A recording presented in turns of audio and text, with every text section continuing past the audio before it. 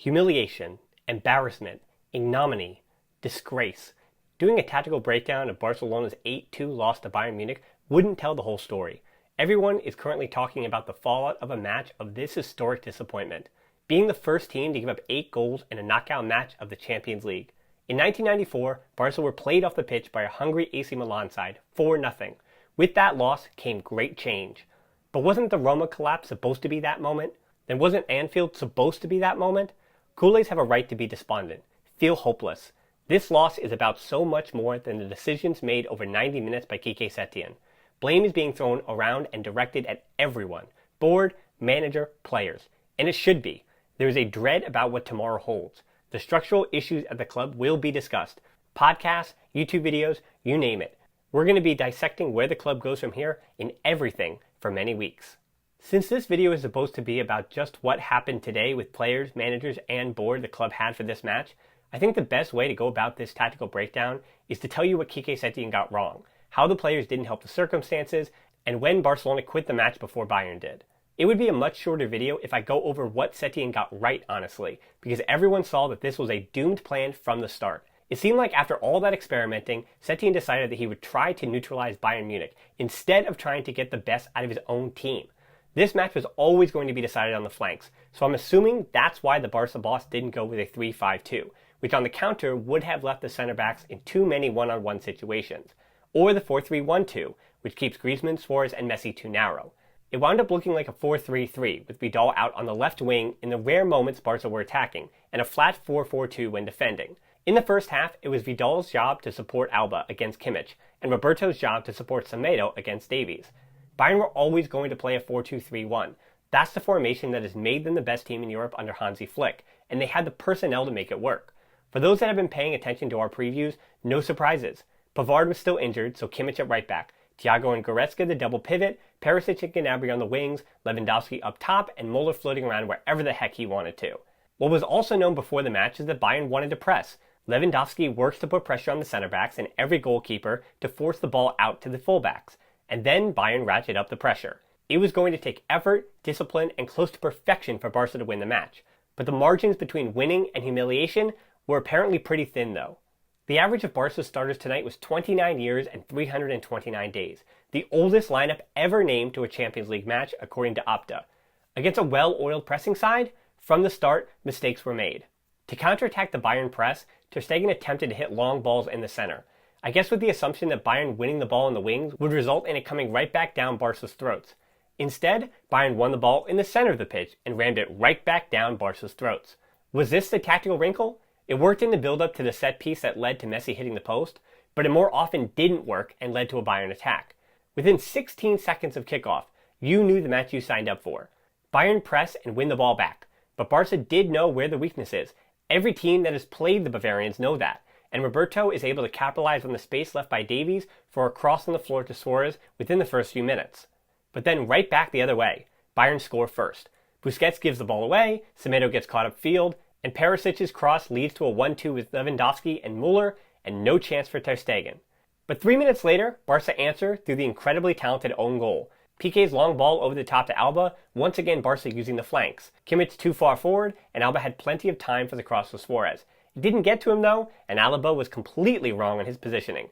Neuer meanwhile was off his line to meet the cross for Suarez. 1-1. I had talked about Bayern being mortal through individual mistakes, and that was on display early. Yet in the 11th minute, the world saw what Culers saw all season long. A terrific ball to Suarez, but the Uruguayan was easily beat in the foot race by Boateng. And I think now is the time to discuss how Bayern used Suarez against Barca. He looked lively in the first 20 minutes or so, but Bayern knew that he would run out of gas. By the 15th minute even, Bayern were turning up the pressure, not worried that Suarez would hurt them over the top. That brought their backline as high as possible, and they actually brought the level of confrontation higher by pressing Piqué, Lenglet, and Ter Stegen with the most vim and vigor. You can do that if you aren't nervous that a center forward or any wingers for that matter aren't going to run in behind you on a long clearance. Messi was too important to the build-up, and Suarez and Vidal weren't doing it. This is the point when I would say people screaming for Neymar, Barca didn't even need a world-class winger. They needed 2 wingers, any wingers, and a striker with some speed. As I said, that formation was doomed from the start. Before the onslaught of Bayern goals came, Barca did have one more piece of good play, a switch of the field through midfield build-up. De Jong to Vidal to Roberto to Messi. with Semedo making a run to open space for Messi. Just not enough on the shot. But then came Bayern. Again, I'm not going to spend too much time on breaking down these goals. It'd be a lot of me yelling, "What are you doing?" to certain players. I said Bayern could make individual mistakes to give Barca a chance. If Barca players made individual mistakes, this would be a blowout. The second Bayern goal started with a giveaway by Roberto, who can't deliver a simple pass to Semedo as 3 Bayern players were pressing. Barca were completely exposed. Gnabry wins it off Roberto, and it goes out wide to Perisic. If Perisic doesn't shoot and score, you'd think that one of the unmarked Bayern players would have put it home anyway. Just over 5 minutes later, and another goal. This is one that Busquets may never want to watch, ever again.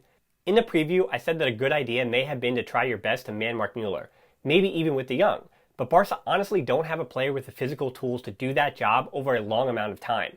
The teams that have given Bayern trouble this year had just that player, a young, strong player that can harass Mueller and stick on him like glue in front of that back line. Since no individual had the job of marking Mueller, he kept popping up in open areas, as he did to Busquets, who gets the lion's share of blame for this third goal for Bayern as the closest Blaugrana shirt. A quality flick to Serge Gnabry, and it's 3-1. Within 5 more minutes, the match was over. Ruthless, unwavering, a mentally fragile team like Barca against the strongest mental team in Europe. Awful again from Barcelona. No one cuts out the cross from Kimmich, who gets the ball over to his right foot for the delivery, and not for the first time, Lenglet is caught ball watching. No one has tracked Mueller, no one has communicated to hand him off, and Lenglet allows him to get around him to the near post. No excuses on this goal, just awful. The poor defending continued as the Barca balloon lost more and more air. 38th minute here, Roberto, in what looks like an attempt to hand off Davies, one of the quickest players on the planet, to Semedo, leaves Barca once again completely exposed. If one play is what got Roberto taken off at halftime, it's probably the giveaway for the goal, but this is a close second. Much less to talk about in the second half because this match was already over. Roberto off for Griezmann. Now a 4-3-3, not that 4-3-1-2 because again, no width. But this was never going to work, especially if Barca players weren't going to track runners. Vidal and Goretzka make a run right off his shoulder up the middle of the field in the 51st minute. And whatever rah-rah halftime speech that had been delivered about desire was already neutralized. Barca did get one back through Suarez though. Once again, not too much to break down. This was Barca capitalizing on the Bayern weakness we've talked about ad nauseum. Messi dropped deep to receive and found Alba in behind. Suarez held his run as the Bayern defense backpedaled, but it was Suarez that still had work to do. The fake on Boateng and finish with his left foot was Suarez's only highlight in this game. Also his first goal in the Champions League away from the Camp Nou since 2015. So there's that. On the 5th Bayern goal, the internet is trolling Semedo, and rightfully so. He was caught flat-footed and got roasted by Davies. But this gets forgotten a little easier if Piqué wasn't once again ball watching, and De Jong doesn't track Kimmich at all. Lets him go straight through.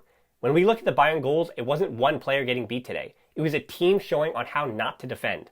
Then Flick put on Kingsley Coman because the game needed more pace in the second half. And maybe Quique Setién thought that was a good idea because he finally put on Fati in the 70th minute, coming on for Busquets. This puts Vidal and De Jong into a double pivot, and Messi underneath the front three. A makeshift midfield of Vidal, De Jong, and Messi? What did we think was going to happen? I know I usually talk fast, but I'm going to try to say this last part especially fast because some will say it's the most embarrassing part for Barcelona. In the 75th minute, Coutinho and Sula entered for Bayern, and in a 7-minute stretch, Coutinho turned an utter embarrassment into an outright annihilation. The 6-2 came from a cross from Coutinho and Lewandowski, with Piqué and Lenglet both ball watching once again. 3 minutes later, Messi gave the ball away, and it was Mueller to Coutinho.